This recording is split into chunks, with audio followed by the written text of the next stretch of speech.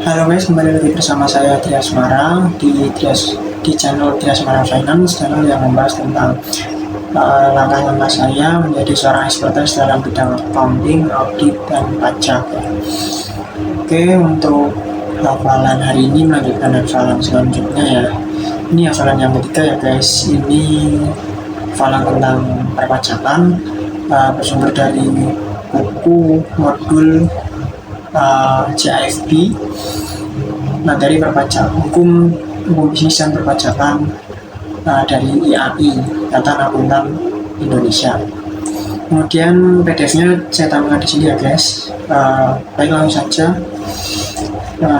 Jangan ketawain ya untuk membuktikan hafalan saya. Kemudian lanjutan dari yang kemarin itu ada terakhir itu subbab kebijakan perpajakan. Kemudian itu ya subbab B. Kemudian ini lanjut ke C ya, fungsi perpajakan. Fungsi perpajakan itu ada dua, ada fungsi anggaran budgeter dan sebagai alat pengatur atau fungsi pengatur itu reguler. Fungsi budgeter adalah penjelasannya gini: pajak merupakan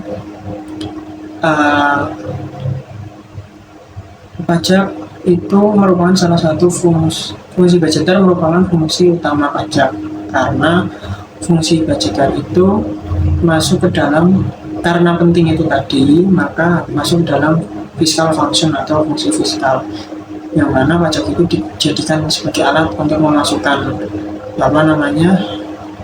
dana ke dalam kas negara secara optimal berdasarkan undang-undang. Kemudian dikatakan sebagai fungsi utama karena fungsi ini yang secara historis itu pertama kali timbul, yang mana pajak itu digunakan sebagai pembiayaan negara yang paling besar. Kemudian fungsi yang kedua itu alat pengatur atau reguler. Reguler itu artinya pajak itu dijadikan alat untuk mencapai tujuan tertentu.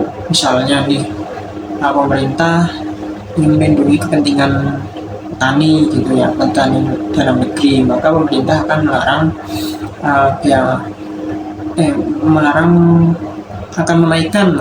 menaikkan pajak impor dan biaya masuk untuk kegiatan atau aktivitas impor pada komoditas tertentu. Misalkan petani beras ya berarti melarang impor beras, petani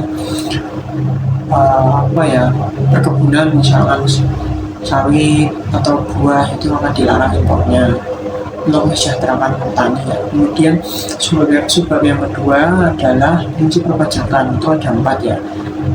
Yang pertama adalah prinsip keadilan atau equity. Prinsip keadilan merupakan penjelasannya adalah pajak itu dikenakan secara umum pada setiap WP sesuai dengan kemampuannya yang didasarkan pada tingkat penghasilan.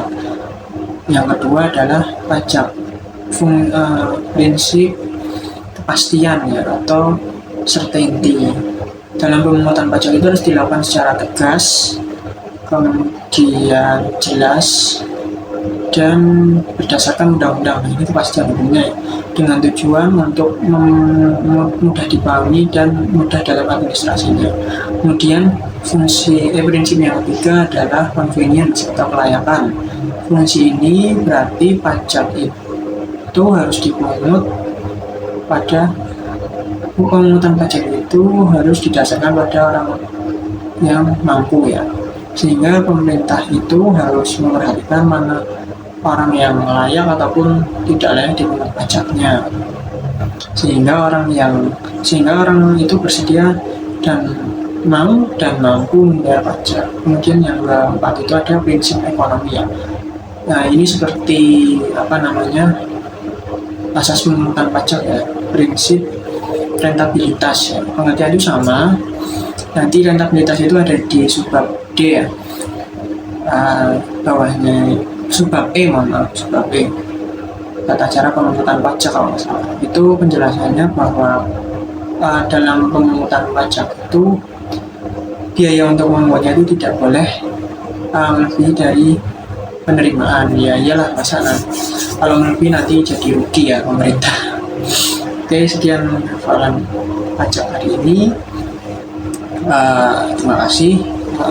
Khususnya terima kasih AI atas modulnya, karena bisa diakses secara umum ya di website modul CFP materi bisnis dan pemajakan. Terima kasih.